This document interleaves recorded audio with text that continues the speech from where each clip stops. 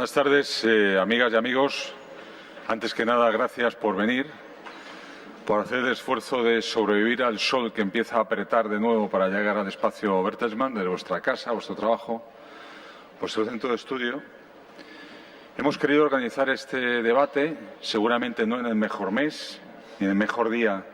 Para hacerlo, julio ya cuesta mucho trabajo para reunir en un acto público a ciudadanos y a ciudadanas, pero consideramos que era imprescindible porque, si uno echa la vista atrás, las posiciones del centro izquierda, las posiciones progresistas británicas, no se han oído prácticamente de manera directa en nuestro país desde el aciago día del referéndum sobre la permanencia del Reino Unido en la Unión Europea.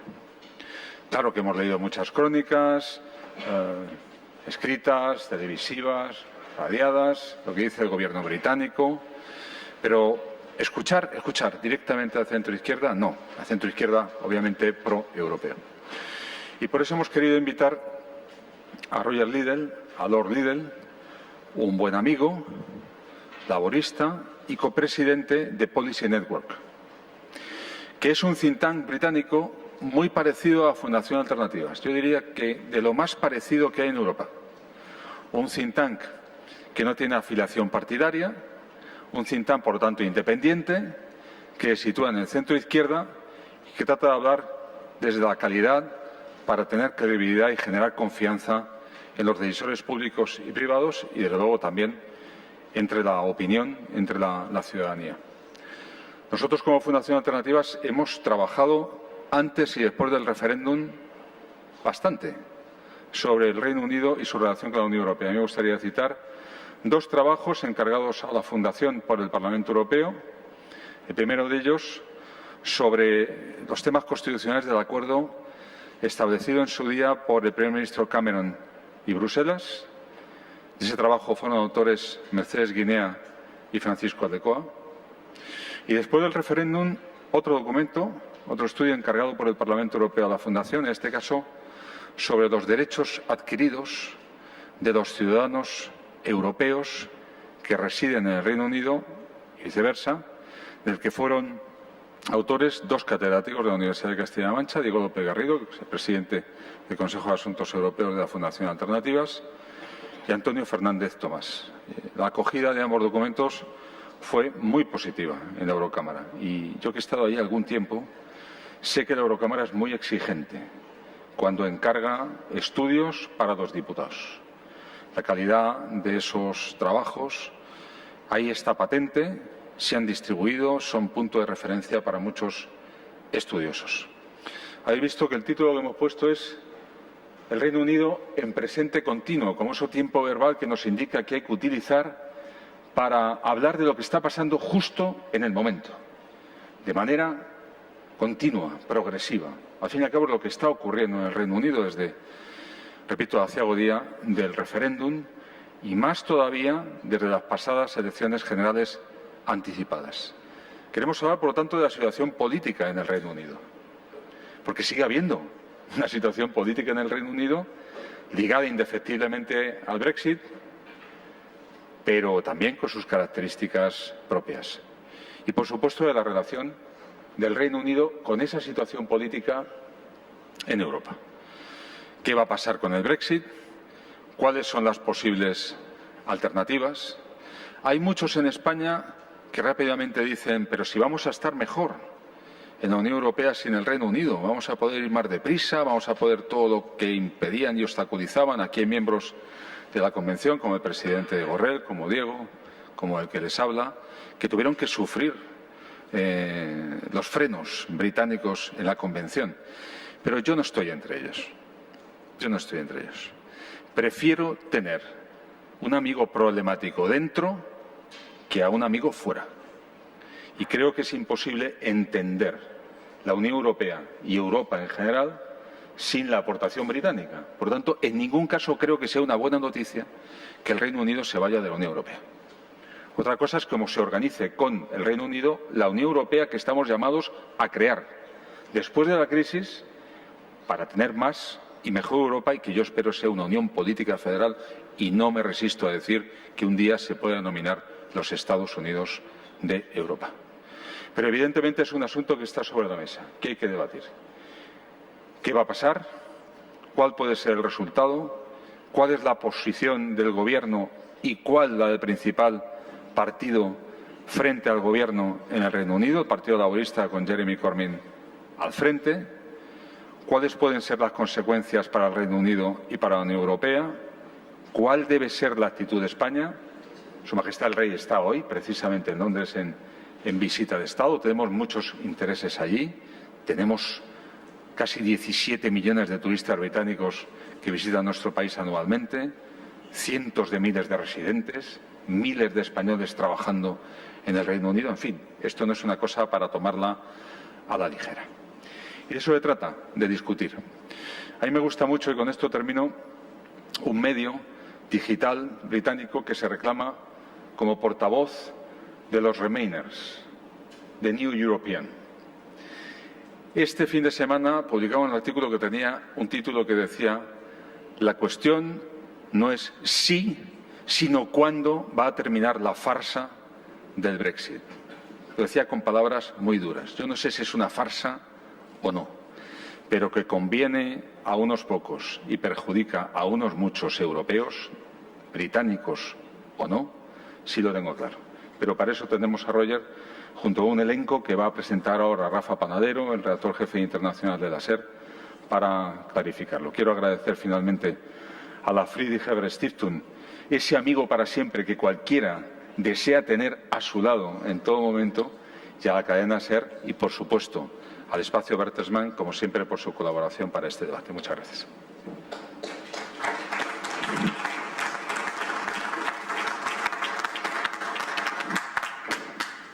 Bueno, pues muchas gracias, Carlos, por la presentación. Muchas gracias a todos por venir esta tarde a este coloquio. Como bien ha dicho Carlos, el Reino Unido en presente continuo, qué relación con Europa, en el que sin duda vamos a obtener información y análisis interesantes sobre ese proceso que en definitiva acaba de empezar, que está en ese presente continuo al que hace referencia el título y que, bueno, esperemos que no termine en un futuro demasiado imperfecto.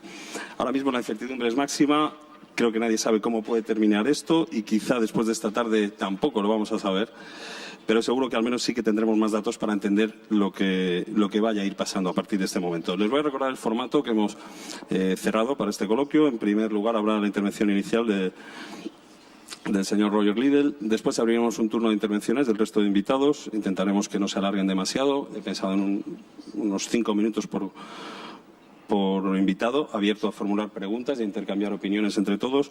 Y por último también habrá en la sala, será posible plantear preguntas por escrito, habrá alguien repartiendo tarjetas para dedicar un espacio al final del coloquio a trasladar las preguntas que haya entre los asistentes. Vamos a empezar con esta intervención inicial de Roger Liddell, como ha hecho Carlos, miembro de la Cámara de los Lores, laborista, copresidente del think tank Policy Network. Fue también asesor para asuntos europeos del primer ministro Tony Blair. También trabajó para la Comisión Europea en el equipo del presidente de la Comisión, Durão Barroso. Ha escrito varios libros sobre la relación del Reino Unido con la Unión Europea, entre ellos El dilema europeo, El drama de la integración de la Unión Europea o El riesgo del Brexit, del Reino Unido y Europa en 2015. Y uno de sus más recientes artículos sobre este asunto, publicado en Policy Network, pues lleva por título el sugerente título Reino Unido se tambalea al borde del precipicio. Cuando quiera, señor Liddell. Thank you. Pues gracias.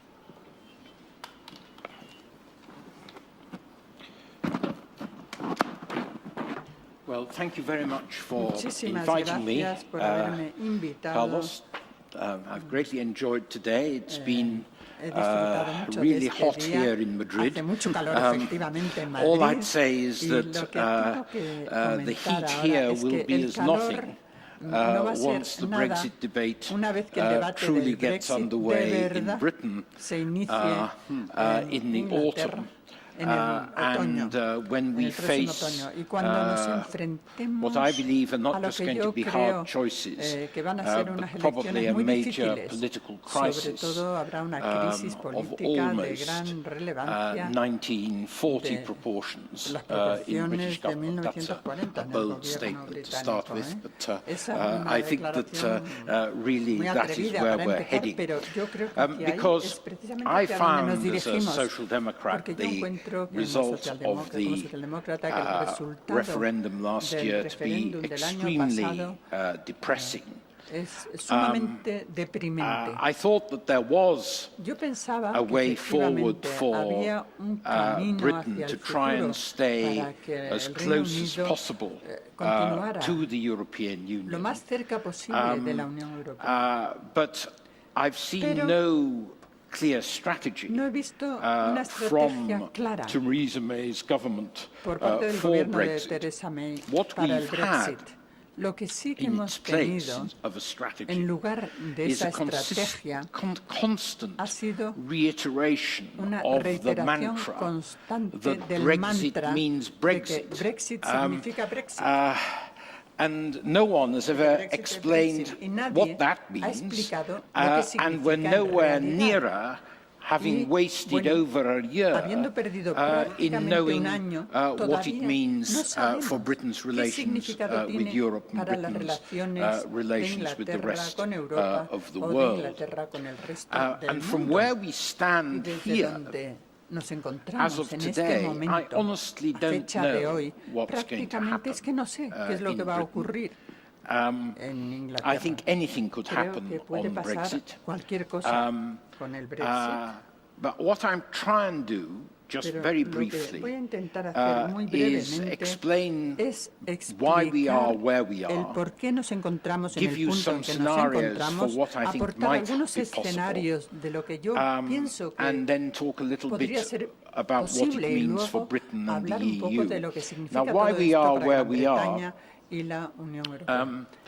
¿Por qué estamos donde nos there are encontramos many, en este many momento? explanations for why we Existen lost the muchísimas European explicaciones del por referendum qué last June. perdimos el I never referéndum thought the del referendum junio should have been pasado. held. I thought Yo it was a no pensaba que se tremendous debía haber mistake, llevado a cabo ese an referéndum. act Creo que of fue un gross error, historic irresponsibility un acto de by David irresponsabilidad Cameron histórica por to parte de call David Cameron. the referendum. El, And I was always fearful referéndum. that once you had a Y me temía referendum, que una it vez would que become tuviéramos ese a vehicle referéndum, for un all the vehículo, discontents una vez que se of convocaba society, para todos los which, as we descontentos de la know, sociedad, que como as you ya know, in sabemos y Spain, como saben todos ustedes en have España, been very considerable han sido since the considerables banking crisis and desde financial la crisis crisis of bancaria y financiera 2007-8, del año that in Britain 2007-2008, we're que en dealing Gran with a situation where Bretaña living nos enfrentamos a unas standards, situaciones although our donde employment el has estándar remained de very vida, high, aunque living el standards empleo ha have permanecido fallen alto, for most la calidad de vida working ha people. caído, ha bajado mucho para la And mayor at the parte de same los time, trabajadores over a y al 10 or mismo 15-year tiempo, period, durante un there's periodo been de a very 10 big a increase 15 in años ha immigration, habido un to incremento which I shall enorme en la return inmigración. in my remarks. But it was a toxic Hablaré sobre este mixture, tema más was the adelante, pero ha sido una background to mezcla muy this tóxica y estos referendum. han sido los And I think antecedentes it was de completely este unnecessary. But referéndum, having que said that, creo que ha sido I think era that the totalmente innecesario. pro-Europeans Creo que los for decades proeuropeos in Britain durante had never décadas en Gran properly Bretaña made a nunca, case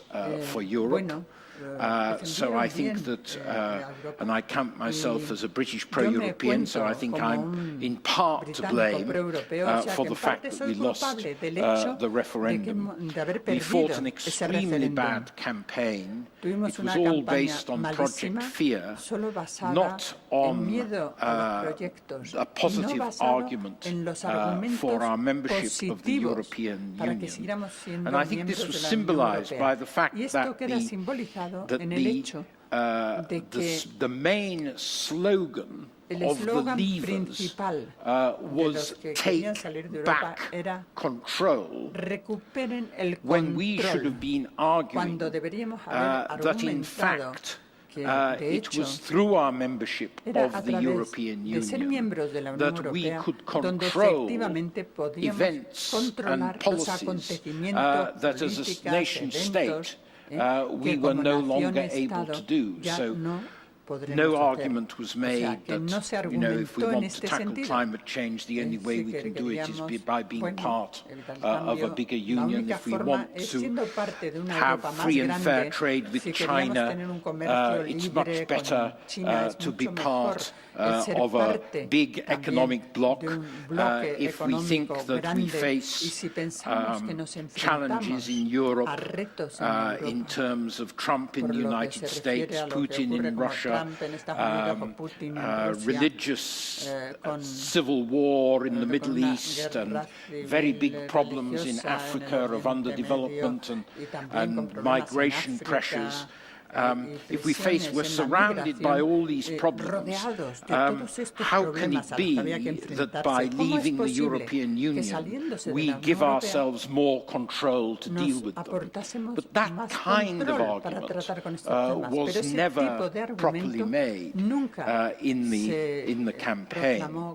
And Europe became, British expression, the whipping boy. It took the blame for all the ills of society. Probably the single most important factor, and this is something that we have to face up to, because it's in a way it's an unpleasant thing to have to face up to. But all the research that's been done suggests not the only factor, but the single most important factor driving the Leave vote was immigration, the belief that the European Union was responsible for the fact that we have no control over our borders. But that argument was never dealt with by David Cameron. He never properly explained that, in fact, half the immigration there's been to Britain has been from outside the EU, and that despite the fact that the government had full sovereignty over that immigration, portion of immigration, it was unable to control it. Never explained the dependence of our economy, in particular our most treasured public services like the health service on immigration, and never explained why, the circular flow of young people coming from Spain and Italy and Greece and France to work in Britain wasn't actually doing us any harm. It was actually contributing to the tax revenues that could finance our welfare state. So none of these arguments were, in my view, properly made. But the reason why the immigration argument was so powerful was because the Leavers convinced people that there would be no or very little economic downside to leaving the European Union, because their constant argument was that yes, we won't be any longer be in the European single market, the internal market, but we'll have a free trade agreement, and that free trade agreement will achieve exactly the same economic benefits that we enjoy today. And, a lot of lies were told, lies about how this would mean, because we would no longer have to pay our EU contributions, that we would be able to afford an extra £350 million a week for the National Health Service. People were told that there were 5 million Turks just waiting to come to Britain when the EU decided to admit Turkey as a member. And anyone who knows anything about it will know what a fallacy all that is. Anyway, the result of this toxic campaign, which really has divided Britain in a very major way on an issue which, it has to be said, 5 years ago, in opinion polls, only 10% of the public thought really mattered. It was only in the top 3 issues. Europe was only in the top 3 issues of 10% of the public 5 years ago. The consequence of this referendum campaign has been to divide society in a very, in my view, unfortunate and indeed dangerous way.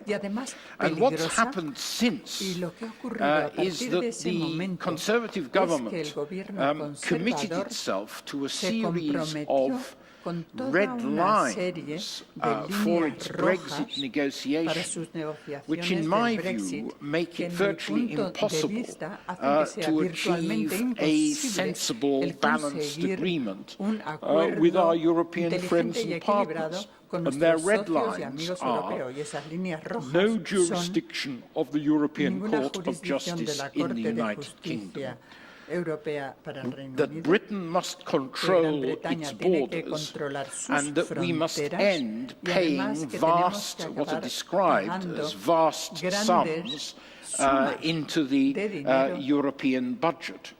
And in the debate, when since the referendum, and as Mrs. May developed her position, which was set out very clearly in her Lancaster House speech, there has been no sense of the trade-offs that Britain is going to have to make in this Brexit negotiation. No sense that if we do want to have complete control of our borders, then we can't be in the single market because we wouldn't be meeting the requirements of the 4 freedoms. No sense that we can't have frictionless trade without being in the customs union. And if we're in the customs union, we won't be able to go around the world negotiating free trade agreements with other people. No sense that we can have tariff-free access to Europe without some commitment to stick to European rules on standards and things like state aids. And there's only no point in having rules unless you have some enforcement mechanism, which inevitably leads to the question of the European Court of Justice. So we are, frankly, in a mess. Now, where might this end up? Well, I suppose the government might suddenly throw in the towel, realise that the economic cost of the course it's presently going to pursue is likely to result in a hard Brexit, which would have very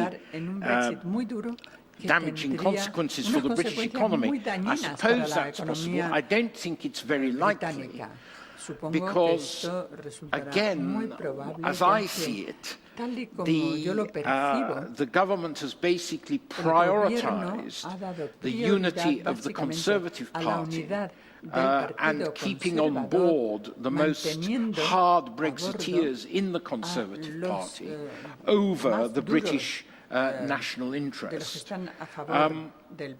So I think there is quite a possibility of a bust-up in these negotiations. The only thing that I think might happen is that if we get to the brink of a bus-stop, is it possible that whoever's sitting in 10 Downing Street, because there's no guarantee it will be Theresa May for much longer, is it possible that whoever's sitting in 10 Downing Street will say, my God, we are really, really looking over a pretty disastrous cliff edge here, and will announce either that they want some kind of indefinite transition so that the negotiations don't have to happen, or that they'll send off a letter saying that we're no longer submitting an application to withdraw under Article 50. I can just about imagine that happening, though I think it's a pretty long shot. So I think we face a very difficult situation this autumn, and I just don't know what the consequences of it all are going to be. Now, one of the problems with Brexit is that the reason why Brexit won, and the reason why there's no clarity about what Brexit means, is that there is a fundamental difference of view between the people who favour Brexit about what it is that they want.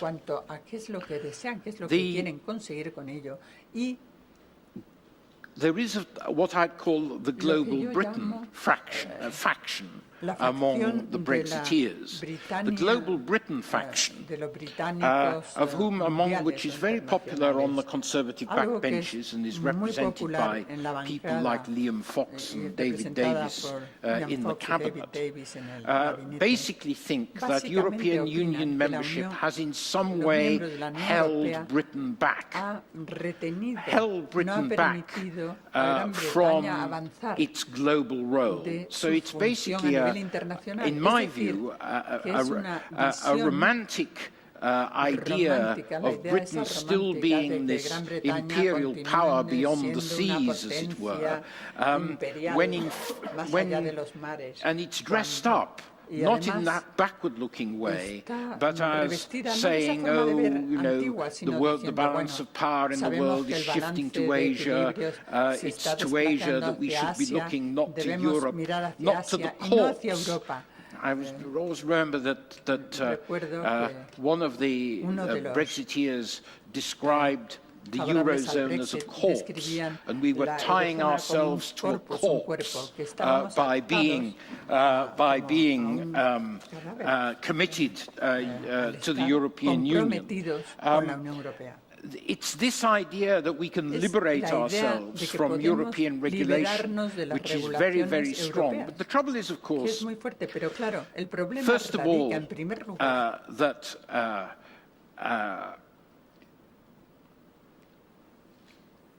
that it's going to be very difficult for Britain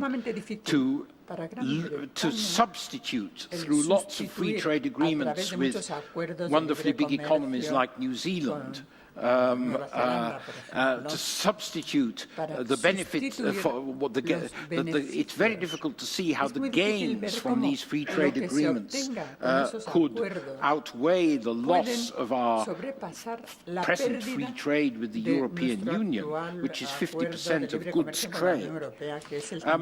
It's also the case that people talk about free trade agreements with the rest of the world, but the question is on what terms. And when Donald Trump says, oh yes, we can have a free trade agreement very quickly with the United States, what would be the terms of such an agreement?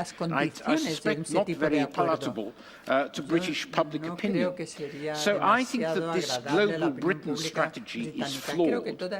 It's also, from the point of view of someone on the centre-left, a social democrat on the centre left, absolutely contradictory to the kind of social market economy that we should favour, because it is about essentially lowering European standards in the social, environmental, consumer field in order to be more competitive on the global scene. So that's one vision of Brexit that I think is a pretty awful one. And the other vision is equally unsatisfactory, which is a protectionist vision, that it's all about closing the doors on immigration and going back to some kind of protectionist national economy. And I have to say there are one or two people in the Labour Party who sort of think this vision might make sense, but it doesn't really. To think that you could have a sort of protectionist Britain, keeping out the immigrants and keeping out foreign competition, I think that is an extremely appetizing vision for Britain with Brexit. For me, the only vision that works for Brexit, and I have to say that there's hardly anything that works for me for Brexit, but the only vision that works for me for Brexit is one where we maintain the closest possible links with our European partners. Now, what does that mean?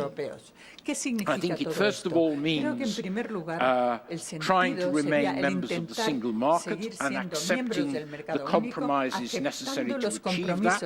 In other words, being a Norway, but a more influential Norway because we're a much bigger economy. Secondly, it means, despite the fact of Brexit, trying to deepen defence and security cooperation with our friends in Europe. This is what we need in the world of Trump and Putin. This is what we need in the world of terrorism. And we should have a plan for doing it. And one of the big disappointments, I think, of the Theresa May response so far to Brexit is that she hasn't come up with a plan for deepening that security cooperation. And thirdly, I think it may well be that the European Union itself faces a critical challenge in the next, basically the next 6 months to a year, because there is the momentum of the Macron presidency and a probable re-election of Mrs. Merkel in Germany. Is the momentum of that going to lead to an integrationist reform of the Eurozone and the creation of a much closer inner core Europe? If that is what happens, then I think in time we could argue for Britain to be part of an outer-tier single market, not part of the inner core, but one where we were a full partner in terms of security and defence. And so that is what I think is the only credible vision for Brexit, but by God, I wish it could be stopped.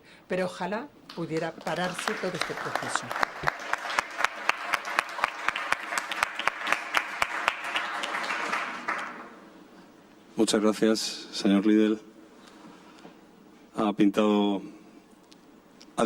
dibujado un escenario bastante preocupante, solo un rayo de esperanza al final con ese escenario que, bueno, que le gustaría ver, ¿no? De vínculos lo más fuertes posibles dentro del nuevo panorama. Me gustaría, antes de dar el turno al resto de invitados, hacerle una pregunta a este respecto. Ha sido muy crítico con esa campaña que ha dicho usted que fue una campaña tóxica que ha dividido al país. Ha hecho mención a Cameron y ha hecho también algo de autocrítica por el lado laborista. Entiendo que esa autocrítica debería hacerla Corbyn también. Mi duda es, ¿qué opciones le quedan ahora al laborismo después de ese referéndum? ¿Cómo se puede mantener el europeísmo o tratar de llegar a esos vínculos fuertes con Europa y al mismo tiempo respetar la voluntad del pueblo mostrada en el referéndum del año pasado?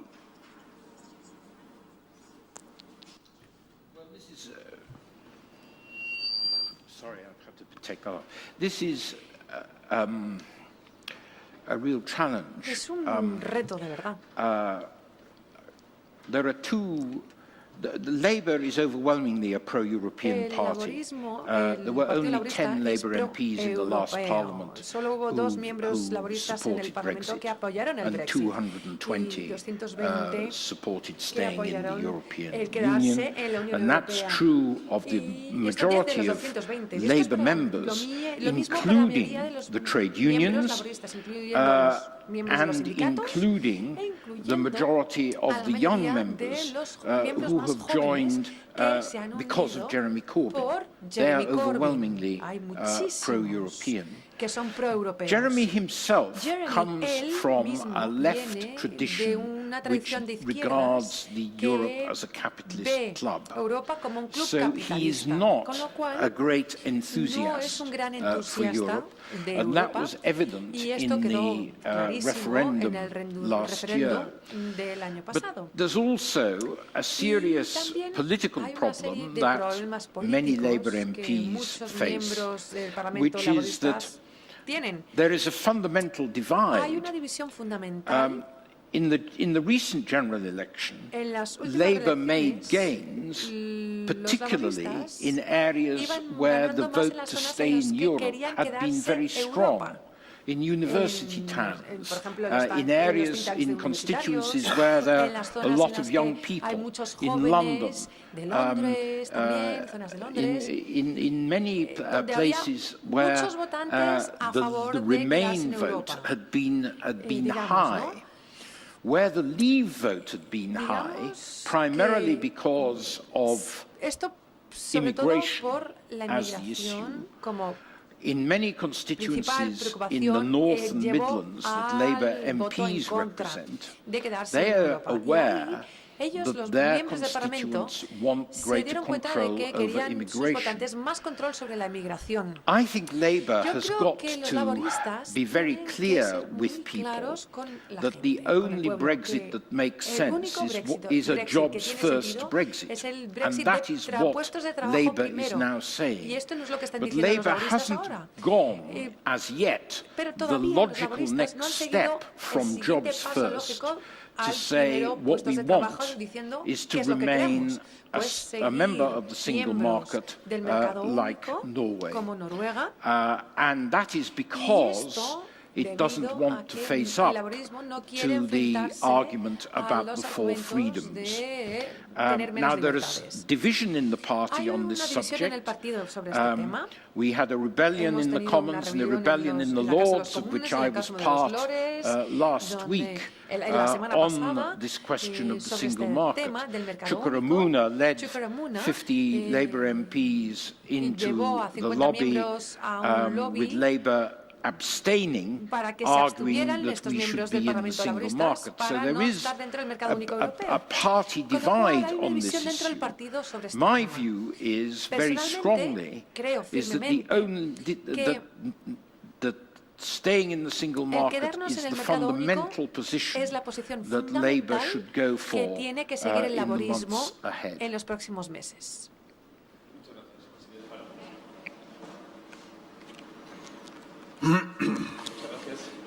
Si les parece, incorporamos al resto de invitados a la mesa. Vamos a empezar por Mercedes Guinea, profesora de Relaciones Internacionales en la Universidad Complutense de Madrid y miembro del Consejo de Asuntos Europeos de Alternativas, autora además del capítulo dedicado a las negociaciones del Brexit en el informe sobre el Estado de la Unión Europea de Alternativas. Si os parece, hacemos un turno inicial de unos 5 minutos. Yo os avisaré con un gesto si vamos sobre los 4 minutos y a partir de ahí abrimos el diálogo, incluso con preguntas entre nosotros. Cuando quieras, Mercedes. Muy bien. Muchas gracias. Buenas tardes a todos. Quiero en primer lugar agradecer a la Fundación Alternativas la oportunidad de estar aquí, escuchando y aprendiendo tanto. No he parado de tomar nota. Y bueno, realmente yo más que una serie de ideas, lo que tengo son muchas preguntas. Y la primera de ellas, si tomamos el título que se ha elegido para esta sesión, que creo que es muy adecuado, el Reino Unido en presente continuo, yo me pregunto si estamos en presente continuo o estamos rememorando una vieja película en el Día de la Marmota, ¿no? Quiero decir, cuando se celebra el referéndum, todos entramos, yo creo que en un estado de consternación terrible. Recuerdo aquella mañana como trágica. Y la sensación de que el gobierno todavía de Cameron no tenía un plan, no sabía qué quería hacer con el Reino Unido. El problema es que un año, casi 13 meses después, estamos en la misma situación. Y porque por mucho que leemos de arriba abajo lo que se supone que son los planes de Brexit, el discurso de Lancaster House, la carta de Theresa May, el libro blanco, yo lo que me encuentro ahí es que hay unos grandes objetivos muy genéricos, pero que no hay un verdadero plan, no llegamos a concretar qué quiere el Reino Unido. No podemos ver de ningún lugar cuál es su posición de negociación. Así que para mí el Reino Unido no está en presente continuo, está en una profunda crisis política que le impide formular su posición política respecto al Brexit. Y por contraposición o en contraste me gustaría mirar a la Unión Europea teniendo en cuenta la Unión A27, ¿no? Se despierta el día de la pesadilla en una profundísima crisis, parece que puede ser inminente detrás del Brexit un Nexit por los Países Bajos, un Frexit por Francia, en Austria también la presidencia se ve acechada por un candidato de extrema derecha, pero sin embargo en este último año se ha movido a toda velocidad. ¿Y en qué sentido? Yo creo que en primer lugar ha habido una especie de operación más que concertada, inconsciente de todos los líderes de las instituciones y de los gobiernos de los Estados miembros por proteger a la Unión. Y proteger a la Unión en dos sentidos. En el primer sentido es demostrar frente a los ciudadanos que pueden caer en las redes de la eurofobia que la Unión Europea funciona, que produce resultados, y además formular una posición única para que las negociaciones del Brexit no terminen por erosionar y por destrozar más a esa Unión en crisis. Y para mí el resultado de esta operación Proteger a la Unión en este año ha sido verdaderamente llamativa. Yo creo que tenemos hoy entre los Estados miembros una situación de unidad que en el otoño pasado no la hubiéramos soñado. Y con los miembros del Consejo de Asuntos Europeos Alternativos hemos reflexionado sobre eso. Escribimos nuestro informe y se cierra en febrero. El cómo ha cambiado la situación de febrero a este momento, a julio, es llamativo. Mucho de lo que escribimos allí hoy día ya no tiene aplicación. Y en ese sentido, creo que podemos hablar de un cierto dividendo del Brexit, que es la toma de conciencia por parte de todos los actores políticos de lo valiosa que es la Unión y lo importante que es para nuestro día a día. Ahora, que esta toma de conciencia y este activismo de unidad se vaya a mantener es lo que deseamos todos. Y quizá dando un paso más, uno de estos, podríamos decir, productos o dividendo del Brexit, yo creo que es una progresiva toma de conciencia de que es necesario reformar la Unión. Esto ha venido de la mano de los informes del Parlamento Europeo, los libros blancos de la Comisión, los 7 libros blancos de la Comisión, pero también la posición del gobierno Macron. Creo que ha sido muy llamativo el debate electoral francés, donde por primera vez un Estado ha debatido y ha decidido sobre si quiere ser parte de la Unión o no. Y ahora veremos si con Merkel este debate sobre el futuro se sustancia en un paso más hacia la integración. Muchas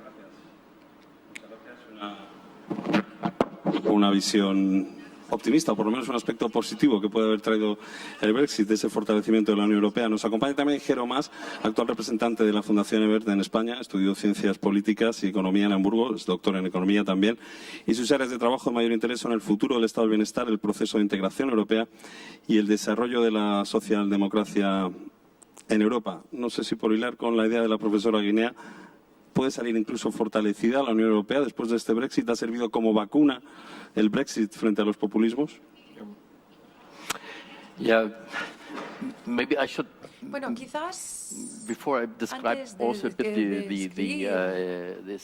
the German debate on Brexit, sobre el Brexit, I should mention that I'm of course German, but I say past my lengthy 25 years of work, 2/3 abroad. So started in Portugal and then went to Paris, 5 years in Britain, and then a couple of years in the Nordic countries, working in Spain for a good year now. Ya un añito. So I'm also a bit emotionally affected by Brexit. También por el Brexit. I have to put it very shortly. Si tuviese que resumir mucho, I would use a short sentence by referring to Maggie Thatcher when she said, "I want my money back." So I want my Britain back. Yeah, pues quiero que me devuelvan mi Gran Bretaña. That would be the sense I would like to argue, and there is still hope. And I will also show you a picture of my hope. Una imagen de mi esperanza. Yeah. So That's the Queen. Es la reina madre. Wearing a blue hat with yellow dots, presenting and opening up the new British Parliament. And I think that should reminds us again and again, we're talking about 51% voting in favor and 48% want to remain in the European Union. So from my point of view, against the background there's just 70% voted, from all. So I think there is, from my point of view, maybe still hope for that Britain at one stage, whatever, would come back. The German debate. El debate alemán. If I cut it very shortly, I would say it's keeping together while moving ahead. I think German European policy, the focus really has been to keep the 27 together, to see that we not fall apart. Even if there's really big fears and big disappointment in Germany. I mean, here the background, of course, would be that it's the second biggest economy we're losing, representing 80% of the national income of the EU. It's the second net payer, 7%, 40% income per capita, above the average, a couple of the best universities we've got in Europe so far, very experienced armed forces. So from a German perspective, the EU will be smaller, poorer, less innovative, and with less geopolitical influence. Menos influencia geopolítica. Where we are que eso es lo que se está tratando. And then, of course, there is a couple of fears. Miedos. The main one is, of course, economically. The big German exports. Las grandes exportaciones de Alemania a Gran Bretaña. I think if we export a bit less than 1/3 to Britain. Un poco menos del un tercio de nuestras exportaciones van a Gran Bretaña. From the whole EU exports to Britain. So that's a huge, it's a very important market for Germany. And then what we're then discussing is financial aspects, of course. So what is the one-time Brexit divorce bill? 60 billion. ¿Cuánto va a costar el divorcio de Gran Bretaña? 60.000 millones. The regular British input to the budget, around 10 billion. How will we compensate this? Of course, there are also chances to re-establish, to establish a different system of contributions. Maybe, but how will we? We could end up in, of course, as Germany, Sweden, Austria, Netherlands paying more. But even if you have a look into the statistic and perspective, even Spain could be a net contributor to the EU budget. Then of course we could cut in expenditures.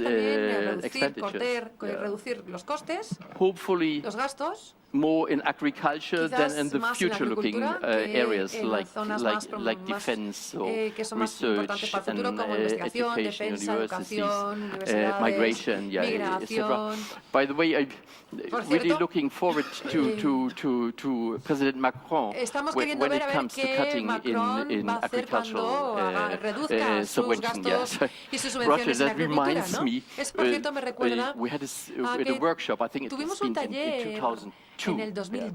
And we were, it was a German British work group with German and British MPs were discussing what could we do, how could we change the expenditures. And 2 days later, Chancellor Schröder and President Jacques agreed on a new compromise, favoring again agriculture. So that is very, very hard to change. We're looking forward to President Macron in this question, of course.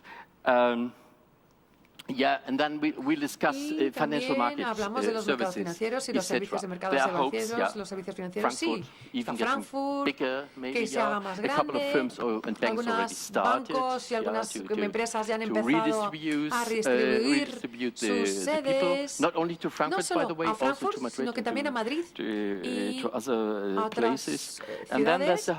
Y luego está todo el tema político. Lo que queremos evitar, if I say we, si hablo de nosotros, a la es carte. que no queremos una Unión Europea a la carta. Eso es lo que queremos evitar. ¿Cómo podemos seguir avanzando juntos de manera EU with different kind of speeds, no sé, a lo you mejor have also a little Unión Europea revival distintas of core velocidades, Europe, yeah, but también, I pero would bueno, take this to see no lo sé. more. Pero yo creo que con eso lo dejo. Pues muchas gracias. Vamos a seguir incorporando voces a la mesa. Nos acompaña también Carles Casajuana, diplomático. Fue embajador de España en Reino Unido entre los años 2008 y 2012. Escritor y licenciado en Derecho y Ciencias Económicas también. Y bueno, antes de que nos exponga en 5 minutos la visión o la idea principal que nos quiere aportar a este debate, me gustaría destacar una frase que leí en un artículo que firmaba en 2015. Decía algo así como: el Reino Unido no puede ser lo que le gustaría ser en relación con la Unión Europea, y lo que puede ser no le gusta. No sé si con ese punto de partida ya era difícil imaginar un buen resultado a todo este proceso. Bueno, buenas tardes a todos. Sí, la frase yo creo que sigue totalmente vigente, lo ha explicado muy bien Roger Liddell. Me ha interesado mucho su descripción de la situación. En particular me ha llamado la atención una cosa que oímos poco, se dice muy poco, y es que va a haber una crisis seria cuando se den cuenta del lío en que se han metido. Entonces, él ha anunciado una crisis de proporciones de los años 40 para el otoño. Yo no sé si será tan pronto, si será tan súbita, si será tan fuerte, pero sí que creo que están condenados a tener una difícil situación política por un par de motivos. Bueno, por un motivo básico, y es que no han digerido todavía las falsas ilusiones de la campaña. Es decir, ellos decidieron salir tras un referéndum, tras una campaña en la que se manejaron dos ideas absolutamente tóxicas. Una es la idea del regain control. Regain control es una... Claro, sería muy bonito si fuera posible y fuera deseable, pero es que no es ni posible ni deseable. ¿Por qué no es posible? Pues porque el concepto de soberanía que descansa sobre que se haya oculto detrás de esa idea de regain control no existe. Ha desaparecido. Es una idea de soberanía de hace 50 años, se ha evaporado. No es posible. Es decir, no es compatible con las cadenas de producción integradas de la industria automovilística británica o de la industria farmacéutica o con la City no es compatible con el Reino Unido actual. Entonces, esa idea es sí una Arcadia que existe en la cabeza de algunos brexiteers, pero nada más. Y como es imposible, pues se van a estrellar contra un muro porque no hay control que recuperar. No, esa soberanía ya no la pueden recuperar. Aparte de que, como digo, no es deseable, sería totalmente contrario a sus intereses. Pero segundo motivo, absolutamente tóxico, la idea del we can have our cake and eat it too, ¿no? O sea que no hay que pagar ningún precio, no hay trade-offs, nada. El Reino Unido esto lo va a hacer por la cara y vamos a conseguir lo que queremos sin pagar ningún precio. Bien, claro, eso a una opinión pública poco informada, pues pudo interesarle y pudo convencerle y bien, pero ahora explícale que eso no es posible, ¿no? Dile, pues mira, es que realmente sí que hay un precio que pagar, ¿no? Hombre, no es serio, pero claro, sí, salir del mercado único, sí, pues puede poner en peligro, pues sí, el sector automovilístico, ¿no? Una tontería. 850.000 puestos de trabajo en el Reino Unido, el sector automovilístico. o 200.000 del sector farmacéutico, por ejemplo, pues que claro, es que si no estamos en el mercado único, pues que en realidad la mitad del mercado es europeo, en fin, esas cosas. Esas ideas, claro, siguen ahí. No, nosotros no tenemos por qué someternos al Tribunal Europeo de Justicia, no tenemos por qué... Bien, bueno, entonces a eso se suma una circunstancia que es fortuita, pero que ha sido así, ¿no? Y es que la primera ministra es exministra del Interior.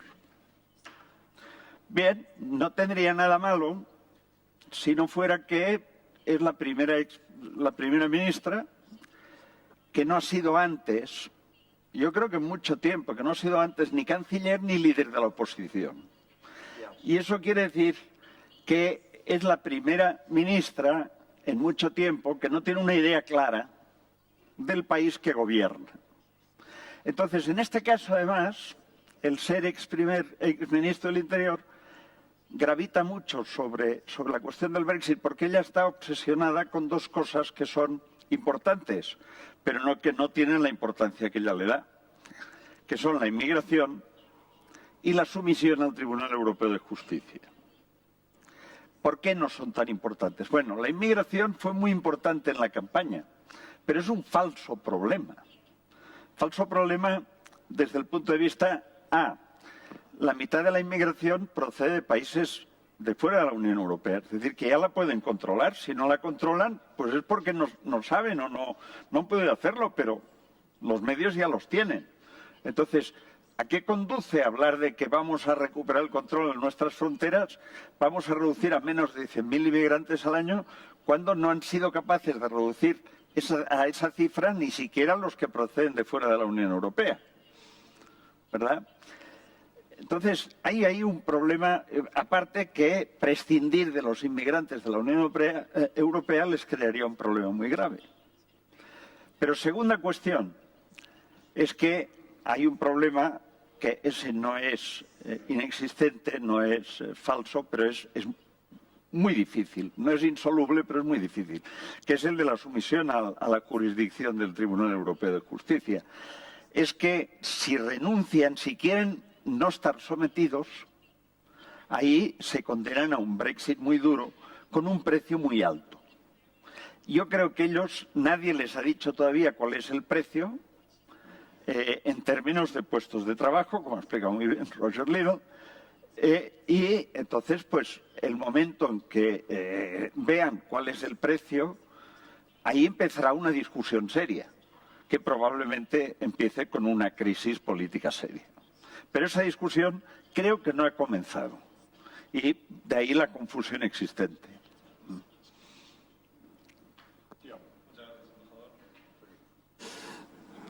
Vuelve a salir la idea de la confusión y del día de la marmota, quizá, que decía la profesora, ¿no? Nos acompaña por último Diego López Garrido, patrono de la Fundación Alternativas, presidente de su Consejo de Asuntos Europeos, fue también secretario de Estado para la Unión Europea entre 2008 y 2011 y es catedrático de Derecho Constitucional en la Universidad de Castilla-La Mancha. Cuando quieras, Diego. Muy bien, gracias. Gracias a todos y a todas por estar aquí esta tarde. Y gracias, Roger, por tu presencia y por tu exposición muy clara y muy rotunda sobre cómo ves que es el problema del Brexit, que se parece mucho a cómo lo vemos los que estamos aquí. La última vez estuvimos, me parece que nos vimos en Londres, y en circunstancias totalmente diferentes a las que vivimos ahora mismo, ¿no? Efectivamente, yo coincido con el diagnóstico que se ha hecho sobre que el Brexit se ha hecho en el peor momento posible, se ha planteado en el peor momento posible. A través de un referéndum, aprovecho la ocasión para decir, me vas a permitir un paréntesis de catedrático de Derecho Constitucional, que me parece que el referéndum es un instrumento peligrosísimo. Las consultas directas son muy peligrosas y son de escasa calidad democrática. en la mayoría de las ocasiones. Porque un referéndum, sí, al final todo el pueblo va y dice sí o no. Pero en un referéndum quien decide si se hace o no es una persona. Y quien decide cuándo se hace es una persona. Y quien decide lo que se pregunta es una persona, no el pueblo. Por eso es por lo que el asunto de los referéndums es algo tan utilizado en periodos autoritarios, porque es una forma de manipulación y en algunas ocasiones, le sale mal a las pretensiones de quien lo convoca. Eso le pasó a Pinochet y le acaba de pasar ahora, hace un año, creo que se cumple un año hoy, a Cameron. Y por eso es por lo que ahora se tienen que inventar argumentos a favor de la salida de la Unión Europea, cuando Cameron, May y otros miembros del gobierno hicieron una campaña para quedarse. Claro, lo cual es dificilísimo, porque ahora lo que tiene que hacer May es reconvertirse y decir, bueno, ahora ya voy a empezar a dar argumentos para lo contrario de lo que yo defendí en la campaña, que es para nota. Claro, ese es el problema político, la crisis política de fondo que tiene el Reino Unido es esa. Es que el núcleo del gobierno defendió otra cosa. Es que defendió otra cosa y le ha salido todo lo contrario y ahora tienen que rebobinar y decir lo contrario de lo que dijeron hace poco. Y ese es el asunto de fondo que tiene un gobierno británico tremendamente debilitado, que ha perdido la iniciativa, entre ellos la propia primera ministra. Esta semana en el Economist ya se está proponiendo que venga Hammond a sustituirla y es posible que Hammond sea el que sustituya a May, que está en una posición muy difícil. Y luego lo que ya no sabemos es lo que va a pasar con el Reino Unido en el futuro. Si esto que ha sucedido es el síntoma de una crisis más profunda. En un artículo en Le Monde hace algún tiempo leía de la crisis del mundo anglosajón, unido en este caso, a Trump y a las cosas que hace Trump, del cual ha quedado absolutamente dependiente el Reino Unido. Es que ahora mismo al Reino Unido solo le queda Trump. Necesita más que nunca a Estados Unidos. Por eso apresuró en el G20 a toda pastilla en firmar un acuerdo comercial. Es decir, y menudo es Trump, como para depender de él, ¿no? Y este es otro de los problemas serios que tiene, yo creo, el Reino Unido, que pierde muchísima fuerza, estando fuera de la Unión Europea, porque muchísimas de las relaciones comerciales que tiene el Reino Unido con otros países del mundo las tiene y se le valora porque estaba en la Unión Europea o está en la Unión Europea. En el momento que no esté, pierde muchísima fuerza el Reino Unido en el mundo. Y esa es una de los temas de fondo que tiene el Reino Unido, cuya pérdida, yo estoy con Gero absolutamente, cuya pérdida es una pérdida real. No es para alegrarse en absoluto.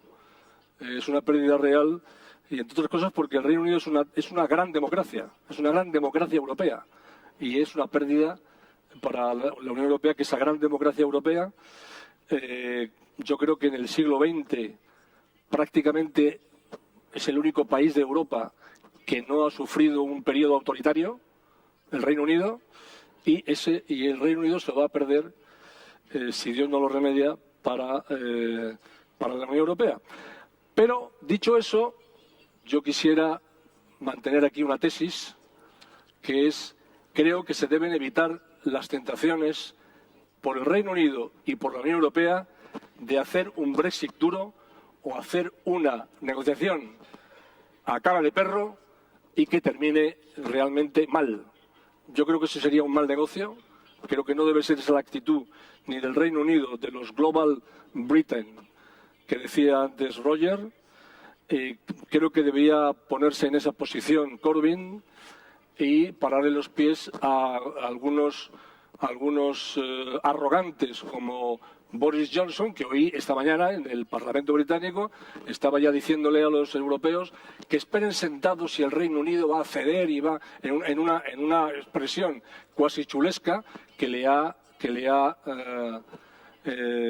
criticado inmediatamente Corbyn en una intervención interesante. Bien, la Unión Europea tampoco debe acudir a esa tentación de castigar al alumno malo. Me parece que no, que debe haber una transición lo más larga posible. Creo que la Unión Europea está en un buen momento.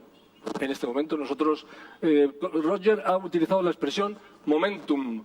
Es exactamente la misma expresión que utilizamos los miembros del Consejo de Asuntos Europeos de la Fundación, que hoy o mañana publicamos un artículo en el diario.es que se llama El nuevo momentum de Europa.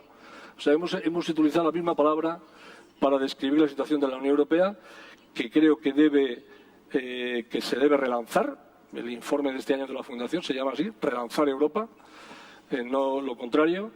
Y las propuestas que ha hecho Roger sobre el tema de la defensa y otras me parece que son muy apreciables. Se inicia una negociación muy complicada, muy difícil, pero creo yo que deberían ir los dos partes con una actitud constructiva, porque si no vamos a perder las dos partes.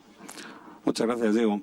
Al hilo, y abrimos ya el debate a todos los invitados, enseguida incorporaremos algunas preguntas del público, pero al hilo de este último comentario me gustaría plantearos a los cinco, esa negociación que ya está en marcha tiene un aspecto que yo creo que es bastante difícil porque de alguna manera sí que tiene que haber vencidos. Es cierto que no se puede ir con afán de revancha, y esto es algo que se habla mucho en Bruselas y en el Parlamento Europeo, pero de alguna manera el Reino Unido sí debe asumir que tiene que hacer algunas cesiones, que tiene que hacer concesiones, porque no puede mantener el mismo estatus en la práctica que cualquier otro Estado miembro. Entre otras cosas, se dice mucho también en los entornos de Bruselas, para que no cunda el ejemplo, para que no haya un efecto contagio.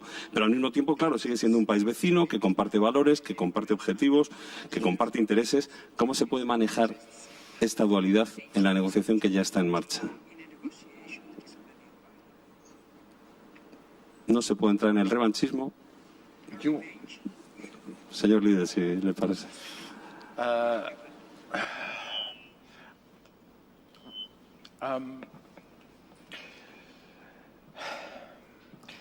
Well, I think it's very, very difficult burden for the Brussels negotiators to deal with a British negotiating position which just doesn't add up.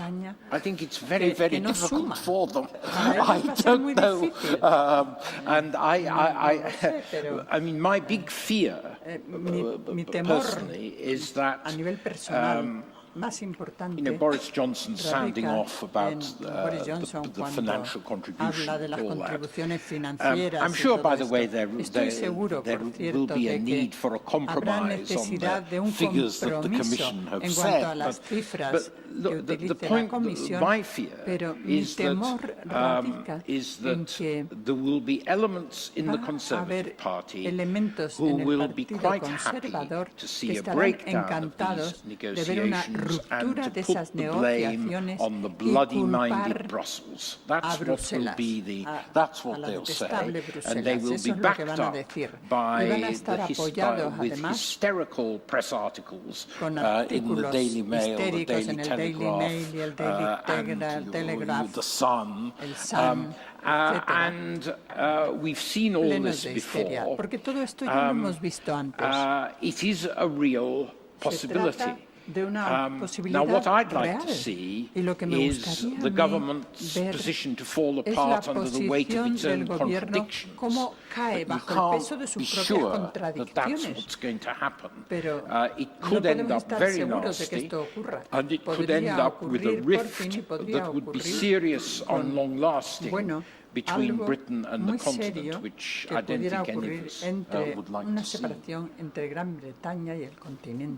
Que a algunos les gustaría que ocurriera. Embajador. Sí, yo creo que lamentablemente esto es posible porque la reacción del Reino Unido cuando vea exactamente el lío en que se ha metido será echarle la culpa a alguien, claro. Es mucho más fácil echarle la culpa a Europa que asumirla. Claro. Entonces, yo no creo que sea necesario ni positivo ni deseable castigar al Reino Unido por su... No, es que no hay necesidad.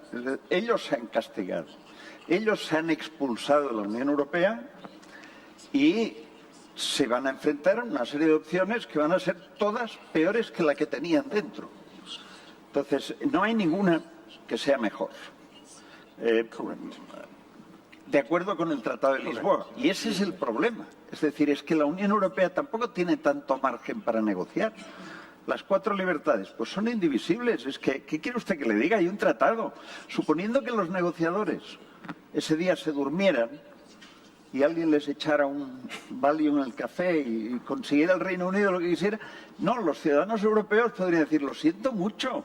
Oiga, yo voy al Tribunal Europeo de Justicia y impugno esto porque no estoy de acuerdo con... No, yo tengo derecho a seguir yendo al Reino Unido mientras ellos tengan derecho a exportar sus productos aquí. Claro, eso son derechos adquiridos por parte de los ciudadanos europeos y que es imposible que Europa renuncie a esto porque implicaría deshacer el Tratado de Lisboa. Entonces, ahí el margen negociador es mínimo. Por tanto, no es necesario castigar, simplemente al contrario, lo que creo es que hay que intentar ayudar al Reino Unido, buscar la máxima flexibilidad, nos interesa, a España le interesa mucho porque es de los países más próximos, más ligados por las relaciones económicas intensísimas que tenemos con ellos. A nosotros nos interesa. O sea que yo creo que hay que intentar ayudar, pero ayudar dentro de los márgenes muy limitados y siempre sabiendo que van a estar peor fuera que dentro.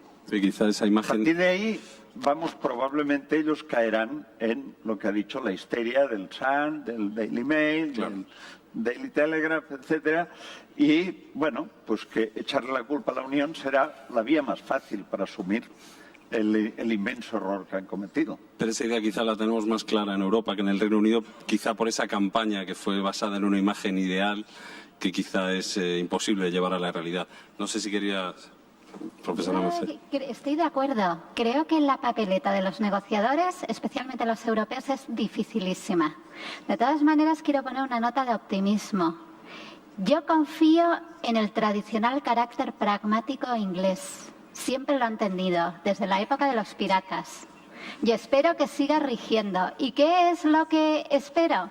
Que una vez que los políticos que aluden a las emociones y no a la razón desaparezcan de la escena y tomen los mandos los diplomáticos, y otra vez los diplomáticos ingleses son los mejores, perdón, son muy buenos.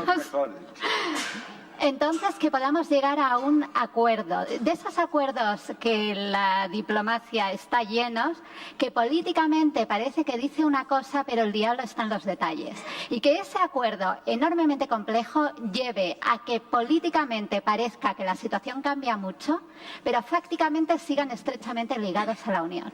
Eso es lo que deseo. Y creo que se puede hacer, porque en el pasado se ha hecho, por ejemplo, con todos los opting outs de los que se ha beneficiado el Reino Unido, que era cuadrar el círculo. Diego. Bueno, yo creo que la clave de la negociación puede estribar en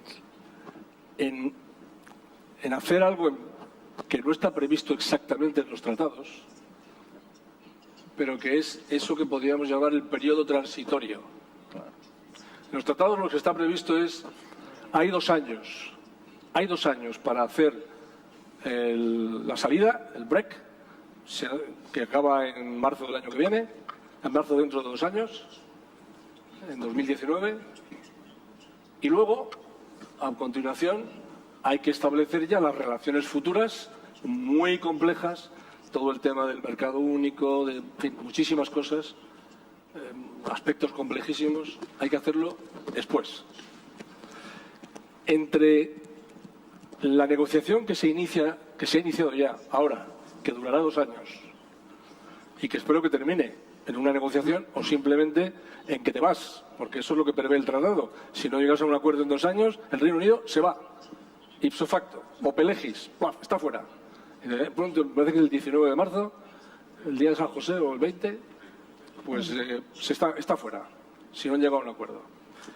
Entre eso y las futuras relaciones que se harán con un tratado internacional, que lo firmarán todos los estados, porque ya estará fuera, el Reino Unido será un país tercero, entre eso creo que debe haber un colchón un periodo lo más largo posible transitorio para ir adecuando temas tan importantes como, bueno, una de las cosas que se van a ver ahora mismo, por ejemplo, que es el tema de los ciudadanos, situación de los ciudadanos, y otros aspectos, las relaciones comerciales, en fin, toda una serie de aspectos, y luego la relación jurídica. Este tema de la relación jurídica es importantísimo. Porque claro, esta pretensión de que yo, que llevo no sé cuántos años metido en un aparato jurídico tan sofisticado como es el derecho europeo, en donde ya tengo en el interior de mi ordenamiento jurídico, está plagado de normas europeas, es que eso no hay quien lo deshaga. Es que eso no hay quien lo deshaga, salvo que tienes que desde el principio conceder que la última palabra la va a tener el Tribunal de Luxemburgo. Porque si no, no habrá forma de deshacer los litigios que vaya a haber. Esto es aplicable, por cierto, que no tenga mucho que ver, pero en fin, esto es aplicable a lo que está pasando en España ahora con el asunto de Cataluña. Es que la desconexión política de Cataluña, la más difícil sería, hipotéticamente, la desconexión jurídica.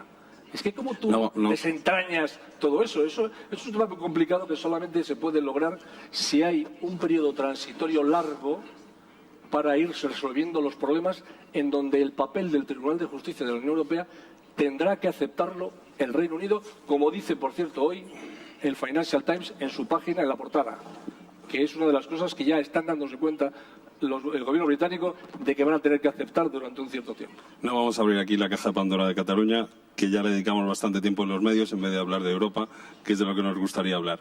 No sé si queréis añadir algo más. ¿Gerard? I think we shouldn't mix up the things. What we are discussing now is divorce. And then afterwards we discuss perspectives. And I think that's a good strategy. Yeah. So far we have a kind of 51 to 48. Even if I agree with you that referendum that's a very tricky thing. Yeah.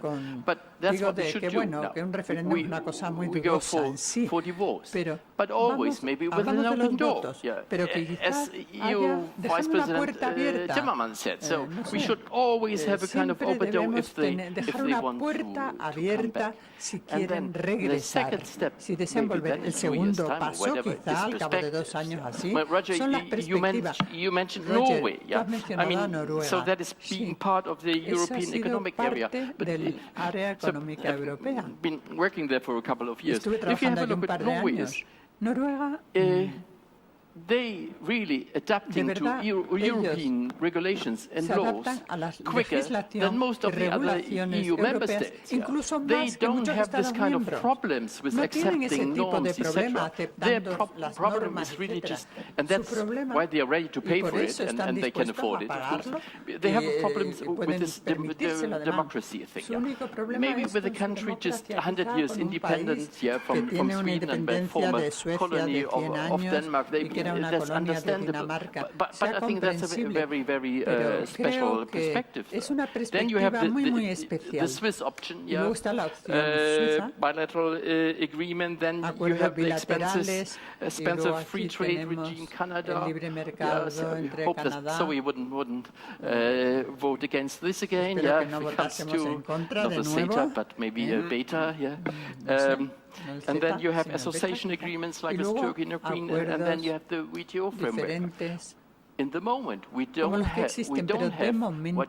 What is your kind of vision? Yeah, so that we have a new Europe in the kind of core cycle, yeah, and then something else. What doesn't exist so far around it? Yeah. Maybe we have to think about it, but so far I think that's not on the table. Eso no está sobre la Señor mesa. Liddell, quería añadir algo, ¿no? Mr. Liddell, there was something you wanted to add. Sí, una de las cosas que están en disputa en este momento en Gran Bretaña y resulta es una cuestión legal clave en cuanto a lo que pudiera ser posible si se rompen las negociaciones, es que El gobierno argumenta que habiendo invocado el artículo 50 del artículo de Lisboa, este artículo no se puede revocar. Es decir, en otras palabras, que habiendo dicho que queremos irnos, si no hay ningún acuerdo a finales de marzo de 2019, estamos fuera y no se puede hacer nada en ese sentido. En el pasaje del artículo 50, una legislación, al pasarla por el Parlamento, el Partido Laborista hizo una enmienda que el gobierno rechazó, de que si no había acuerdo, debería haber un voto parlamentario en cuanto a qué había que hacer. De no existir un acuerdo, que el Parlamento tenía que decidir cuál era el camino a seguir, qué hacer. El gobierno rechazó ese argumento. Bueno, en la Cámara de los Lores y de los Comunes se rechazó. El asesoramiento legal que tenemos de la persona que redactó el artículo 50, John Kerr, que es miembro de la Cámara de Comunes, el de Lores, es perfectamente posible la revocatoria del artículo 50, pero los favorables al Brexit del Reino Unido están determinados que una vez que lo hemos llevado a cabo, que no podemos volver sobre nuestros pasos. Que no podemos deshacerlo, en una palabra. Y la decisión del referéndum es algo definitivo. Y hablando de los referéndums, Clem Attlee, who was our Prime Minister, Labour Prime Minister, at the end of the after 1945, después del año 45, de 1945, hubo un debate en el gabinete sobre la Constitución de la República Federal Alemana. Lo estaban debatiendo antes de que se estableciera la República Federal. Y alguien tuvo la temeridad de expresar, pues debería haber una provisión de un referéndum en la Constitución. Y Attlee se volvió hacia ese hombre y le dijo, los referéndums son algo que utilizan los demagogos y los dictadores. This is what we're experiencing in the UK today. This Rousseau-like doctrine of the will of the people that has been decided, that this 51% is regarded as a democratic mandate for anything, whatever happens, however bad it is, as long as it's Brexit. And I think this is a ludicrous view of democracy. Terrible de lo que es la democracia. Roger, hay alguien que está planteando, algunos grupos que están planteando otro referéndum. Al hilo del tema del referéndum y del otro referéndum, vamos con algunas de las preguntas que nos llegan del público, dirigida al señor Lidl. Considerando que Jeremy Corbyn coincide con el euroescepticismo, bueno, no entiendo bien lo que dice aquí, pero ¿considera usted, la pregunta es, ¿considera usted que Corbyn puede, si llega al gobierno, celebrar un nuevo referéndum, una nueva consulta, o se mantendría en esa posición del Jobs First Brexit?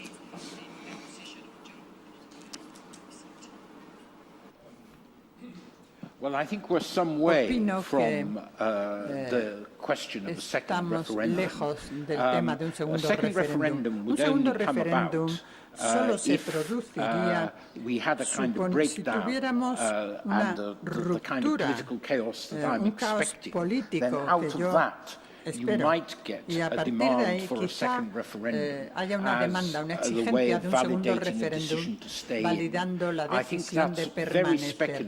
Creo que eso es una gran especulación. Los liberaldemócratas en las elecciones generales recientes tenían una plataforma en la cual proponían un segundo referéndum. Y es interesante porque la opinión pública no va a favor de ese enfoque. La mayoría de la opinión pública británica dice, hemos decidido que sea el Brexit, pues venga adelante y vamos a llevarlo a cabo, por supuesto, sin ser conscientes de las complejidades involucradas en este tema. Creo que las cosas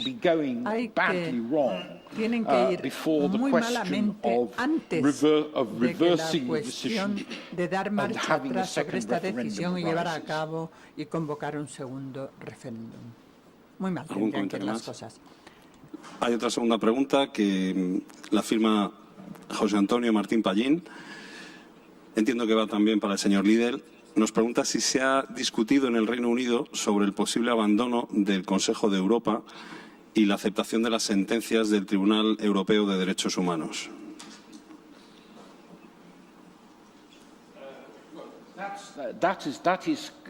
Bueno, pues esto está siendo debatido por el Partido Conservador. Lo discuten de forma periódica. Nunca el Partido Laborista ha considerado el tema, ya que nosotros apoyamos introduced the Human Rights Act in 1998, tenemos la ley de derechos humanos en 1988, lo cual significaba que la Corte Europea, las decisiones de la Corte Europea de Derechos Humanos era aplicable a las cortes británicas, pero los conservadores han debatido ese tema y la posición última ha sido que la señora May decidió que no our membership of the ECHR because getting out of the EU had to be the top priority. Porque tenía que ser una decisión total. Hay otra pregunta más. Bueno, bien. Sí, por supuesto. Sentiros libres de intervenir en cualquier momento. Es que parece que es un tema que es distinto y no lo es. Gran parte de los problemas que hay en el Reino Unido con la sumisión a la jurisdicción del Tribunal Europeo de Justicia son falsos, en realidad vienen del problema que les plantea la sumisión al Tribunal Europeo de Derechos Humanos, por un tema que ha sido demagógicamente utilizado por la prensa, que es el voto de los presos, todo viene de un preso que quiso participar en una votación. En el Reino Unido no se le permite, entonces él lo llevó al Tribunal Europeo de Derechos Humanos, lo ganó, y ahí salió el orgullo herido del Reino Unido de que no le iban a dar lecciones de derechos humanos unos jueces, una juez eslovena y otros no sé qué. Entonces, ¿y qué es eso de que Bruselas se mete en todo? Entonces alguien le dijo, disculpe, si es que eso no es Bruselas, eso es Estrasburgo, eso es el Consejo de Europa. No, Bruselas, Europa se mete todo y ahí no ha habido manera humana de deshacer la confusión.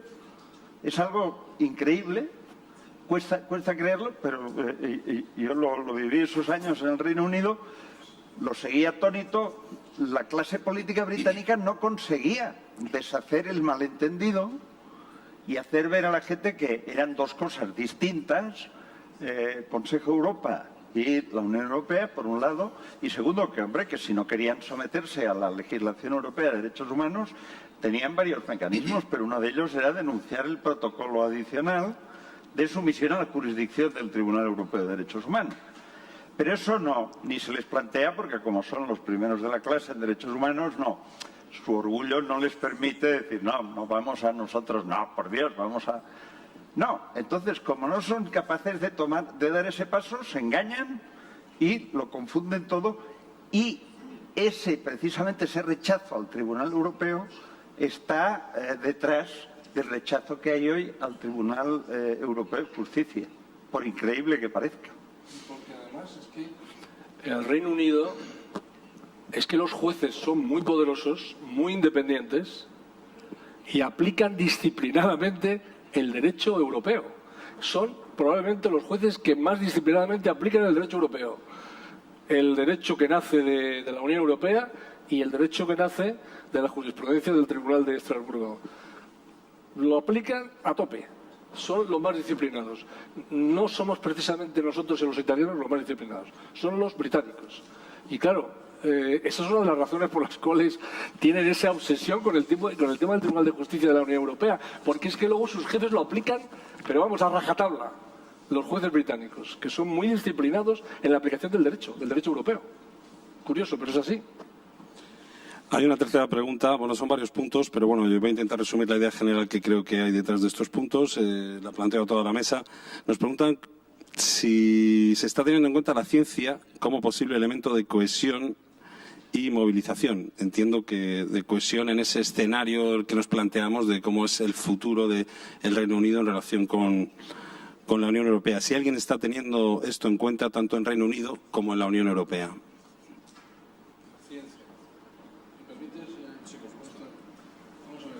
Una de las cosas que va a sufrir el Reino Unido es la diáspora de científicos, cosa que acaba de aprovechar astutamente Macron, diciendo que cuando se vaya el Reino Unido de la Unión Europea, inmediatamente él va a llamar a que gente que no son británicos, que están trabajando en empresas o en instituciones científicas de altísimo nivel en el Reino Unido, que vengan a Francia. Él habla en este caso fundamentalmente de Francia, que es como decir la Unión Europea, ¿no? O sea que no sé si la pregunta va por ahí o no, pero ese es un tema muy importante que va a sufrir también el Reino Unido. Es que por donde lo mires, realmente la decisión de irse de la Unión Europea es un desastre para el Reino Unido. Y en la negociación, la Unión Europea, que le ha tocado además esta coyuntura estar al alza, como se ha visto en el G20, por ejemplo, el otro día, el fin de semana, pues que le va a tocar negociar a un Reino Unido y un gobierno debilitado con una Unión Europea rejuvenecida y reforzada, que es la coyuntura que se vive en este momento, ¿no? Sí, respecto a esta cuestión, sí me gustaría llamar la atención sobre una cuestión. Quizá el ámbito de la ciencia y la innovación es donde más se ve lo que supone la integración europea. El Reino Unido es una potencia en innovación, pero si nos fijamos es una potencia en innovación gracias a tres elementos: a que tiene investigadores que proceden de todo el mundo, pero especialmente de la Unión Europea; a que es el Estado que más se beneficia de los fondos de innovación y los programas de innovación europeos, porque son los más potentes, y esto lo conozco bien desde el punto de vista de las universidades; y en tercer lugar, porque participa en las redes paneuropeas. Y respecto a si se tiene en cuenta esta cuestión de la ciencia, donde verdaderamente hay una integración y en otros muchísimos sectores, el otro día estuve en un debate con expertos en la industria y en la innovación en materia de defensa.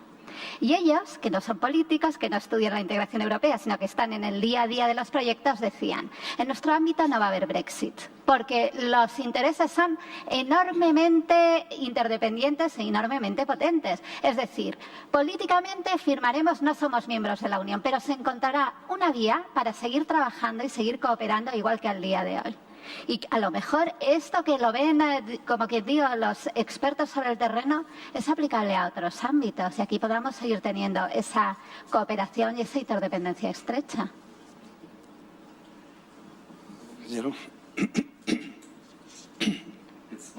Exactly to science, but no trata de ciencia exactamente lo que voy a comentar, sino que mi impresión está no solo en Gran Bretaña, sino digamos que en muchas otras partes del mundo occidental, que nuestra sociedad cada vez está más dividida entre lo que es un grupo que se beneficia de la globalización, de la internalización, que va adelante en los valores democráticos y liberales, viviendo en European Union internationalization, etc. And then you have a second part, which is missing the old nation state, not taking profit out of globalization. I think, and that is feeding into populism, especially in the northern part, more into the right-wing populism, mixing up with xenophobia. And if I look to Britain, I think there's also hacia Gran Bretaña, I can see also this kind of split. También ese tipo de So división. my little hope for Britain would be maybe not the awareness inside of the Conservative parties or the awareness inside of the Labour Party, but what is about the civil society? So maybe they get really more of their bums up than in the past, especially when I think on all the young people not having voted. So I think that would be, even if you look around in Europe, where comes progress from? The big shifts in the last 10 years, started by Plaza de Sol, over Ukraine, Arab Spring, etc. That's nothing to do with political parties that came out of civil society. So maybe there is still a bit of hope that this kind of civil society movement then would favor staying in Britain in the EU. Okay. Brevedad, estamos ya casi fuera de tiempo. Very strong lobby. Hay un lobbying muy fuerte para que Inglaterra permanezca en Erasmus, en los temas de investigación. O sea que hay movimientos civiles de la sociedad civil muy fuertes. El problema radica en que las universidades son uno de los principales beneficiarios del movimiento, del libre movimiento. Y si realmente estamos hablando de volver a un control de fronteras a nivel nacional, va a ser un daño enorme para las universidades. Estamos casi fuera de tiempo, son las 9 menos cuarto. Podemos alargar hasta las 10 porque hay algunas preguntas más. Hasta las 9, quiero decir. Hasta las 9, ¿no? Sorry. Nos preguntan, ¿cuánta importancia ha tenido en el voto a favor del Brexit la propaganda falsa sobre esos 350 millones de libras a la semana que se suponía que iban a ahorrarse los contribuyentes británicos?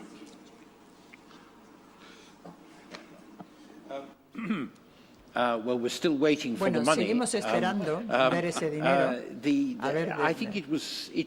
Porque creo que ha sido... Se creía en gran medida. Porque cuando llamas a la puerta de la gente o lo hablas en la calle, lo mencionaban. Eso tuvo su impacto, pero incluso les ha confirmado en los prejuicios que tenían que los pre-europeos no han luchado en contra de esto con la suficiente fuerza, de que toda la Unión Europea lo que tiene que ver es pagar muchísimo dinero a los burócratas de Bruselas para dar normas que interferían y que no tenían ningún beneficio. Deberíamos haber la siguiente pregunta, hace referencia a Noruega, país que ha sido mencionado. En la siguiente pregunta hace referencia a Noruega, país que ha sido ya mencionado como posible modelo. Nos dicen si en una Europa que quiere ir hacia la unión política, algo que nunca ha querido ni parece que vaya a querer el Reino Unido, su posición natural no sería parecida a la posición actual de Noruega.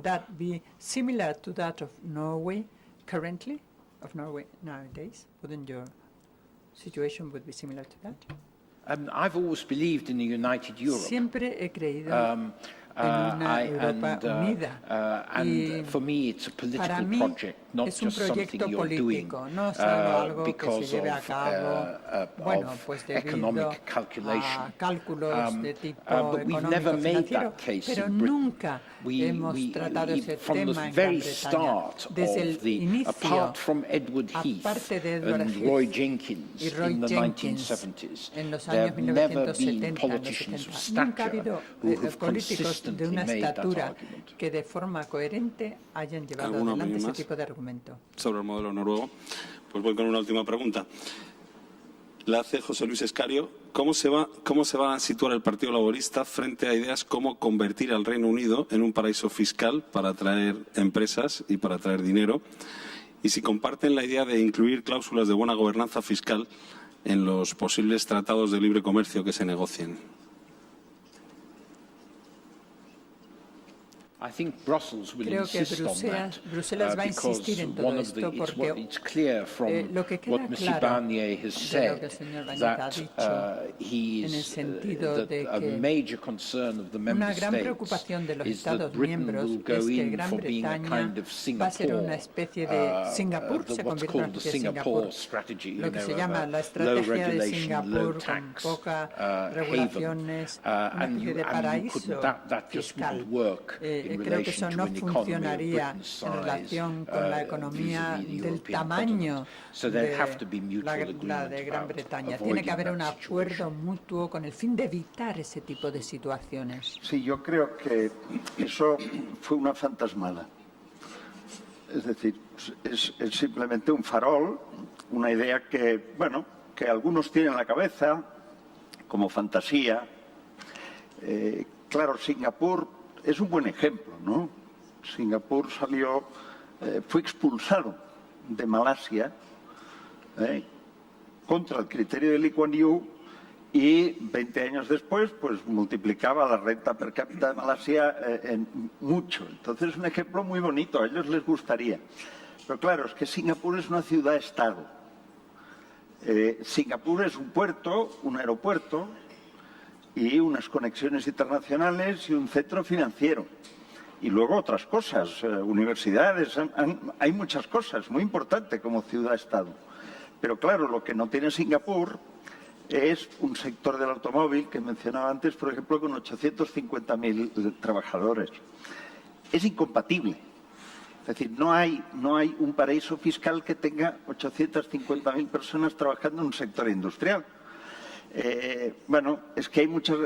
esa idea, esa fantasía del paraíso fiscal no es compatible con el Reino Unido actual. Entonces, desde ese punto de vista, es una fantasmada, pero además se vuelve contra ellos, porque claro, alimenta unas ilusiones que son totalmente falsas y que lo que hacen es entorpecen el debate, lo dificultan todavía más.